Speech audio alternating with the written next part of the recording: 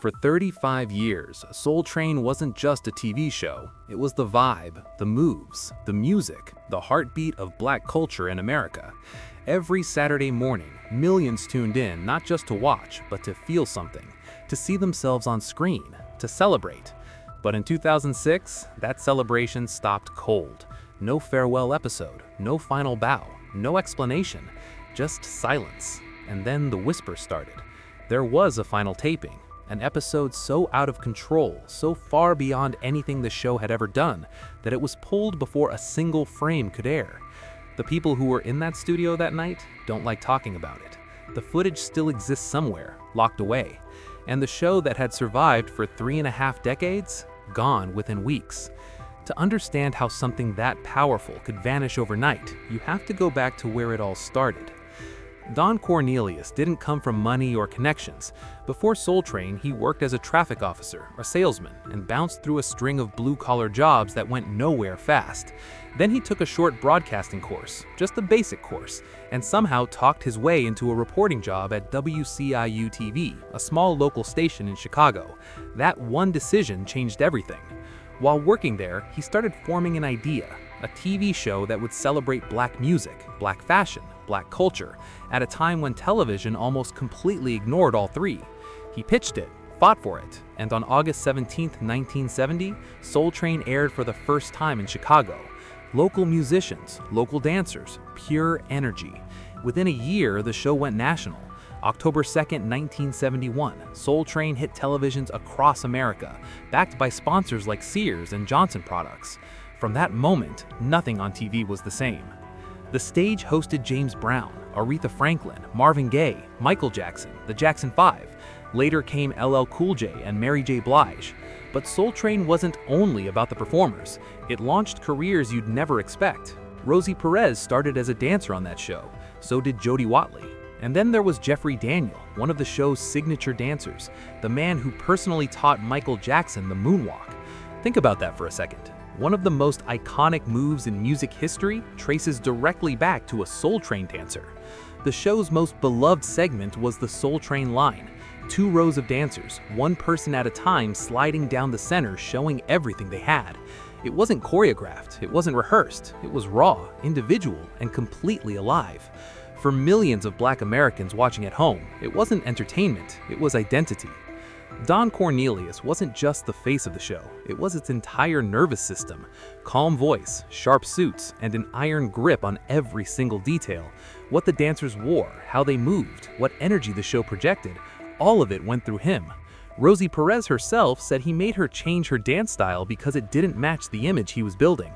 No exceptions, no negotiations. That control was intentional. Soul Train was supposed to represent something specific.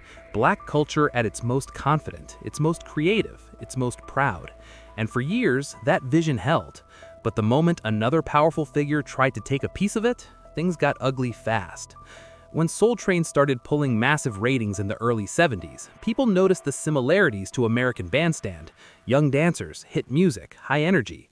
Cornelius respected Dick Clark's work, even admitted Bandstand had influenced him early on. But the comparisons wore on him. Because unlike Bandstand, which had a messy history with racial integration, Soul Train was unapologetically black from day one. It wasn't imitation, it was something entirely its own. Then in 1973, Dick Clark launched a new show called Soul Unlimited on ABC. Same format, black dancers, R&B performers. The audience didn't just dislike it, they were furious. People saw it as an attempt to cash in on a movement that Cornelius had built from scratch, to profit off black culture without the years of fighting it took to put on national television. Cornelius went public with his anger. He accused Clark and the network of trying to push out one of the only black-owned national TV programs in the country. Civil rights leader Jesse Jackson backed him. The pressure worked. ABC canceled Soul Unlimited after a handful of episodes. It was a win, not just for Cornelius, but for every black creator who had ever been edged out by someone with more money and more access. Strangely, time softened everything. Cornelius and Clark eventually worked together on TV specials celebrating R&B and soul. 2 rivals turned reluctant collaborators. But the real threat to Soul Train wasn't coming from a competitor, it was coming from inside. By the late 1980s, hip-hop wasn't just popular, it was taking over. And Cornelius wanted no part of it. He was vocal about it too. In a 1992 interview, he said he didn't want his show overrun by sounds that didn't represent anything positive. He believed hip-hop, at least the version dominating the charts, highlighted violence and harsh language in ways that didn't reflect what Soul Train stood for. Some people agreed with him, a lot more didn't. While Cornelius held his position, new shows like Yo! MTV Raps and Rap City moved in and gave younger audiences exactly what they were looking for. Tupac, Nas, Snoop Dogg, they rarely showed up on Soul Train. And when the artists young people cared most about stopped appearing, the young people stopped watching. Ratings slid from over 4 million to around 2.1 million. Local stations started bumping the show, replacing it with fresher content. In 1993, after 23 years as host, Cornelius stepped away from the screen. New hosts came in, Shamar Moore, Maestro Clark, Dorian Gregory. They were talented, but none of them carried that same quiet authority that Cornelius had built over decades. Attempts to modernize the format, new sets, more hip-hop bookings, couldn't reverse the slide. The audience kept shrinking, and then the mid-2000s arrived, and what had been a slow decline suddenly became a freefall. By 2005 and into 2006, Soul Train was running on fumes. Production had slowed, longtime staff had moved on, rising costs were bleeding the operation dry. Cornelius had stepped back almost entirely. No public appearances, barely any statements. What had once been appointment television for millions of American households was now something people vaguely remembered. The show still aired weekly, but there was no energy behind it. New dancers didn't stay long. Young artists had no interest in a platform that felt like a museum exhibit. Everyone connected to the show could feel it collapsing, but nobody wanted to be the one to say it out loud. Then came the taping, a regular scheduled session in Los Angeles in 2006, or what was supposed to be regular. From the moment it started, nothing went right. The production crew had been reshuffled at the last minute. The guest lineup was poorly organized. There was no clear leadership on set, and confusion spread through the building fast. According to people who were there, Don Cornelius was backstage that day, not officially working, just watching, and he was not happy with what he was seeing. The show had drifted so far from what he originally built that he could barely recognize it. Things got worse when the main performance was supposed to start. The taping ran nearly an hour behind schedule because of a dispute between the artist team and the show's staff. Nobody could agree on anything.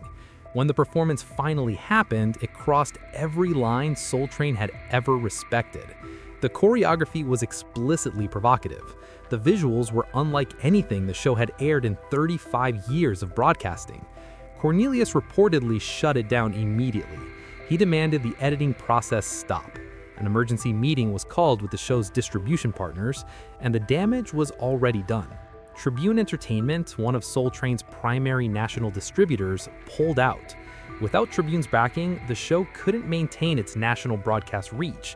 Within 3 weeks, nearly half of the local stations carrying Soul Train had dropped it. There was no press release, no announcement. The website stopped being updated. Networks quietly filled a time slot. No one called it canceled. No one said goodbye. The staff only found out it was truly finished when the taping schedule disappeared from the internal system with no explanation. Dorian Gregory, who had hosted the show during its final years, later revealed that nobody had officially told him it was ending. One day there was a show, the next day there wasn't. Cornelius gave almost no public comment on any of it. The man who had spent decades opening every episode with love, peace, and soul went completely quiet. In a brief 2007 radio interview, his only comment was, "I think it went far enough." 4 words. That was all he gave. But those 4 words said everything. He felt betrayed by the industry he had helped shape, by the direction new producers had taken his creation, by the entire arc of how things ended. A 2008 Vibe magazine piece summed it up plainly. Soul Train wasn't canceled because of ratings. It was canceled because the internal trust that had held it together for decades finally broke apart completely. The Soul Train Awards continued. Cornelius had created them back in 1987, but by 2009 they were fully under BET's control. The ceremonies moved forward with a modern format and rarely looked back at the show's golden era. For longtime fans, it felt like a chapter being quietly torn out of a book. Meanwhile, the personal life of Don Cornelius was unraveling in ways the public was only beginning to see. In 2008, he was arrested on domestic violence charges involving his estranged wife, Russian model Victoria Avila Cornelius. The relationship had become deeply troubled. He avoided jail, but the case left lasting damage on a reputation he had spent a lifetime building. Victoria obtained 2 restraining orders against him. In 2009, he entered a no-contest plea and was placed on 36 months probation. For a man who had once been celebrated as a pioneer of black entertainment, the contrast was brutal. Then, in 2010, Paramount Pictures filed suit against his company, Soul Train Holdings, claiming unpaid royalties tied to decades of licensing agreements. The lawsuit dragged through the courts and was a constant reminder that even though the show was gone, its complicated legacy was still generating conflict. Cornelius, who had already retreated from public life, grew increasingly isolated. Friends began to notice changes in him. His health had been fragile for years, the result of a 21-hour brain surgery back in 1982, performed to correct the congenital defect in his cerebral arteries. He'd admitted that the surgery changed him permanently. The recovery was brutal. The headaches never fully stopped. The seizures became part of his life in a way he couldn't escape, and they were part of why he had stepped down as host in 1993. By his final years, people close to him said he was showing signs that looked like early dementia, forgetting recent conversations, repeating stories, struggling to hold on to things he once remembered with perfect clarity. The sharp, meticulous perfectionist who had controlled every detail of a nationally broadcast television show for 2 decades was disappearing, piece by piece. In February 2012, late at night, Don Cornelius called his son. What he said in that call was simple and devastating. "I don't know how much longer I can take this." Hours later, at his home in Los Angeles, he took his own life. The news hit like a shockwave. Tributes came from everywhere. Musicians, actors, dancers, fans who had grown up watching Soul Train on Saturday mornings and never quite shaken the feeling it gave them. The Los Angeles Times described him as a trailblazer who exited the main stage in the quietest way possible. But the quiet of his exit made the grief heavier, not lighter, because along with the mourning came questions about his final years, about the show's end, about what it costs a person to build something extraordinary and then watch it be taken apart. After his death, people started seeing Soul Train differently. Some focused on the brilliance, the music, the dancers, the cultural weight of what Cornelius had created. Others couldn't stop thinking about the shadows, the behind-the-scenes control, the unpaid dancers, the resistance to change, the lonely final chapter. The idea of a Soul Train curse started circulating online not as something supernatural, but as shorthand for the strange and painful pattern of loss that seemed to follow so many connected to the show. But even that darkness couldn't erase what Soul Train actually was. Old VHS tapes started appearing on YouTube in the mid-2000s, uploaded by fans who had held onto them for decades. Local TV archives quietly contributed footage that hadn't been seen since it originally aired. Before long, YouTube became a time machine. People born after 2000 who had never seen a single episode live became completely captivated. They studied the dancers, copied the fashion, recreated the Soul Train line in their living rooms.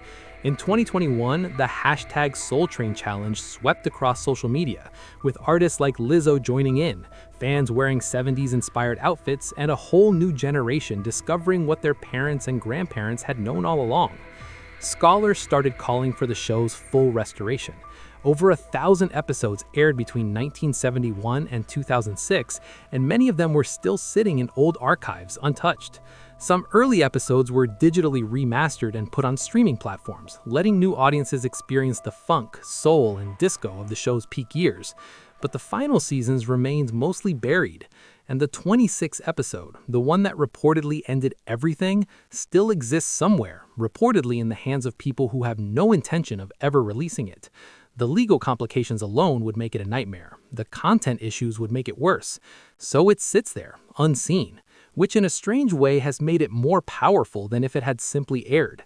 The mystery around it grew into something larger than any single episode of television could ever be. In 2019, BET released American Soul, a biopic starring Sinqua Walls as Cornelius, revisiting the show's creation and the unseen battles that ran beneath the surface the entire time. What Donna Cornelius built was never just a TV show. He put Black Americans on national television as artists, as dancers, as dreamers, as people with style and confidence and something worth celebrating, at a time when that representation was nearly non-existent. That was the real legacy. Not the ratings, not the brand deals, not the awards show spin-off. The legacy was every kid who watched Soul Train on a Saturday morning and felt, maybe for the first time, like they belonged to somewhere on that screen. The lost episode, the silenced finale, the painful ending, none of it erased that. If anything, the way it all ended made the years before it shine even brighter, because everything that was taken away just proved how much it had mattered in the first place.